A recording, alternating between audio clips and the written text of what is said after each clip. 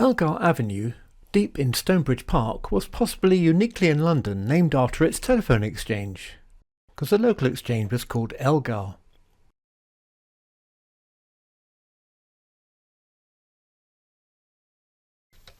Before the invention of the rotary dial, a customer would talk to the operator and ask to be connected to another subscriber.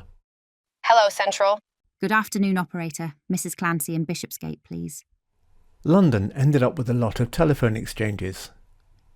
Customers were eventually each given telephone numbers to use, 2, 3, 4 or sometimes 5 digits long, depending on how big the subscriber base was for a particular exchange. Hello, Central.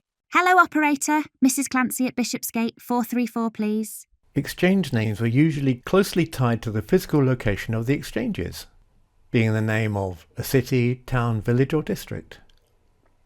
In November 1922, the General Post Office adopted a system called the Frobisher system.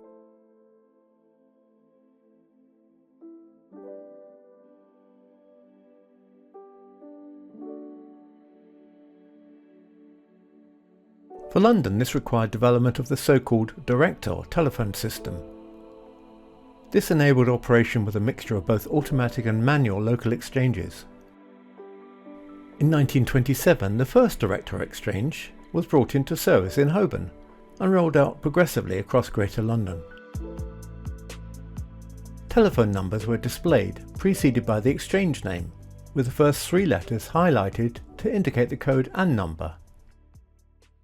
Subscriber trunk dialing, STD, was introduced nationally only as late as 1958, and this allowed people to dial long-distance calls without operator assistance. With the advent of STD, folk began to stop saying their number as the first thing they said on answering a phone. Elstree 2410?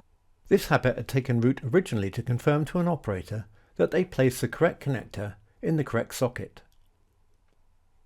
Nobody using a mobile phone now answers a call with their number. London incrementally introduced the ability to direct dial customers at other exchanges in the capital.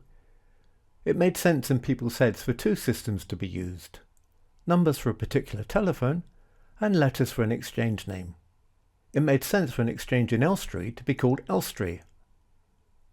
Each number on a telephone dial had letters displayed next to it.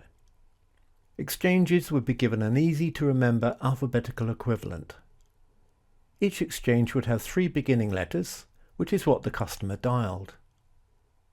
Using an alphabetical system, the designers were limited in options. Telephone dials had the numbers 1 through to 0.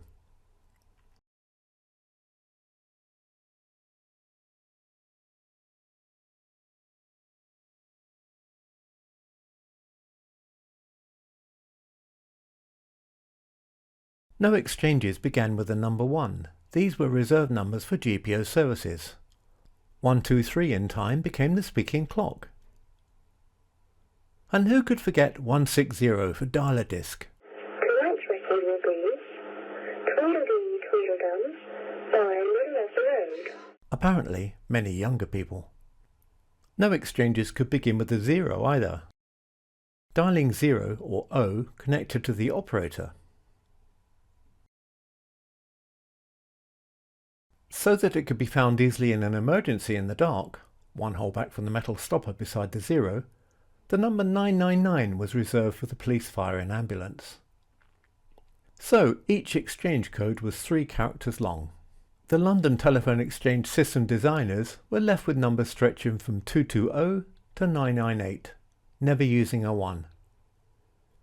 Some exchanges were easy to alphabeticalize logically. The first exchange numerically was 220, we'll come back to this. There couldn't be a 221 because 1 was never used, it had no letters next to it. The next exchange alphabetically numerically was Abbey for Westminster.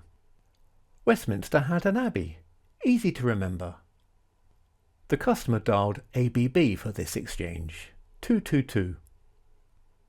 But why not WES, Westminster 937? Because that was being used for Weston in Kensington. I notice in your script that you've got a lot to read. I'll help out. Yeah, okay. So 223 was left as a spare. 224 was also spare. 225 was Balham. Balham, nice. Tooting area. 226 was Canonbury. Canonbury. Yeah, that makes sense. 227 was Barnet. Barnet. Yep. 228 was Battersea. Battersea. Cooking with gas now. 229 was Bayswater. Bayswater. Easy to remember. So what about 220, which we left to come back to later? Acton, deep in West London, had a telephone exchange.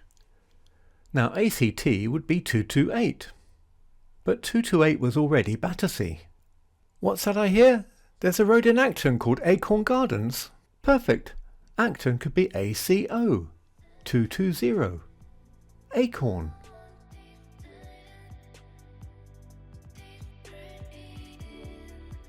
And this story just covers the 22 numbers. All over London, exchange names were needed. So let's come finally to the wonderful and utterly wacky exchange names of London. Some came with dubious justifications, and some were just weird, made-up nonsense.